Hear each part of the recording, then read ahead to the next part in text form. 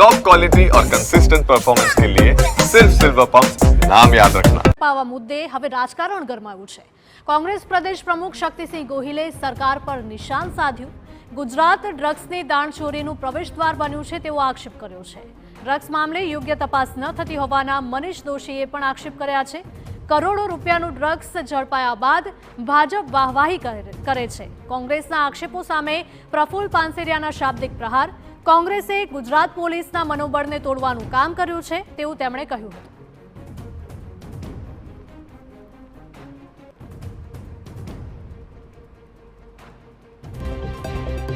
કરોડો રૂપિયાનું ડ્રગ્સ ઠલવાય અને ભાજપની ભ્રષ્ટ સરકાર આંખ આડા કાન કરીને પકડાણા પછી વાહવાહી કરે। મને એમ લાગે છે આનાથી મોટી કોઈ ચિંતાનો વિષય ન હોય।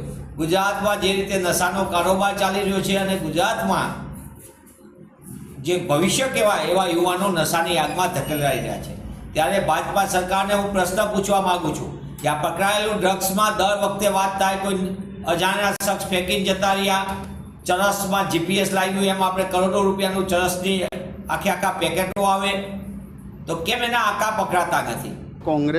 કોંગ્રેસ હરહંમેશ માટે પોલીસ જવાનોનું મનોબળ તોડવાનું કામ કરે છે।